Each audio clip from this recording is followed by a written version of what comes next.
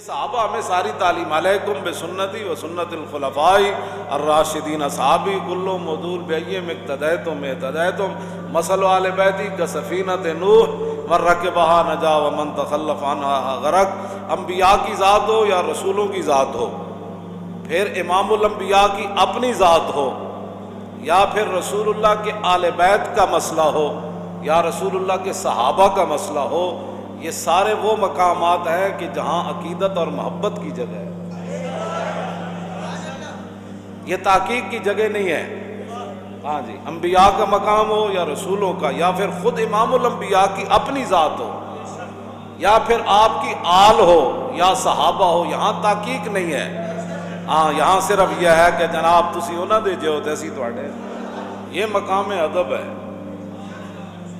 حضرت امام ربانی مجدد الفسانی نے لکھا کہ تیمور لنگ بخارا کے اندر جا رہا تھا اور بازار کے اندر گرد و غبار اڑ رہا تھا، تو پوچھنے لگا یہ گرد و غبار کس چیز کا ہے؟ کہنے لگا حضرت بہاؤالدین نقشبند بخاری، نقشبندیوں کے امام اور پیشوا، ان کی جو درگاہ ہے نا اس کی چٹائیوں کو جھاڑا جا رہا ہے۔ اس نے کہا اچھا، تو وہی رک گیا اور وہ گرد و غبار اپنے ناک کے ذریعے اندر اپنے دماغ میں لے جانے لگا۔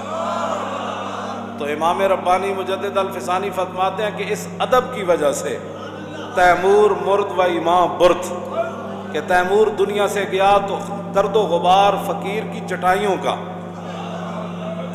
ان کا ادب کر کے ایمان بھی ساتھ لے گیا۔ یہ صرف مقام ادب ہے، یہ صرف مقام ادب ہے۔ صرف جادوگروں نے نبی سمجھ کر یہ نہیں کہا تھا جناب موسیٰ کو نبی سمجھتے تو پھر مقابلے میں آتے کیوں؟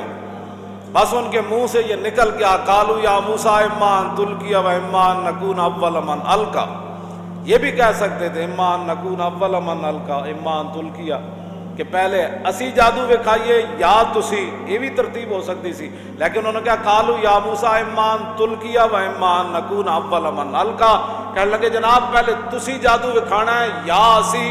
عبداللہ بن عباس تو لے کے قاضی ثناء اللہ پانی پتی تک یہ سب نے یہی لکھا ہے کہ انہوں نے نبی کی تعظیم ان کے منہ سے نکل گئی، نبی سمجھ کے تعظیم نہیں کی۔ اور جلو کدی تسی سوچا اسی رسول اللہ نو اللہ دے محبوب تے خاتم النبیین تے رحمت للعالمین تے یا ایھا المزمل تے یا ایھا المدثر، سمجھ آئی، باعث تخلیق کائنات اسی یہ شانہ من کے پھر حضور دیاں شانہ بیان کرنے مننے آتے، پھر حضور دیاں تے سانو رب قیامت نو نپ لوے گا کہ تسی میرے نبی دا نام کیوں چومے سی؟ کوئی سوچیا کرو، کوئی سمجھا کرو بات، نہیں تو پھر کسی کو بیٹھیا کرو۔ نبی سمجھ کے تعظیم نہیں کی تھی انہوں نے، ہاں انہوں نے منہ جو نبی دی تعظیم دا جملہ نکل گیا، بس اتنی بات انہوں نے ہوئی۔ اتنے تو آیا میں ایویں نہیں کہتا تو آیا نہ در تے اور کیوں بد نصیبہ، وہ تے در تے جناب موسیٰ دے در تے آئے مقابلہ کرن، لیکن تعظیم ہو گئی جناب موسیٰ دی۔ اسی تو من کے حضور دے در دیاں گلاں کرنے ہاں، ان کے در سے خالی جائے یہ تو ہو سکتا نہیں، جن کے دروازے کھلے تھے ہر گدھا کے واسطے۔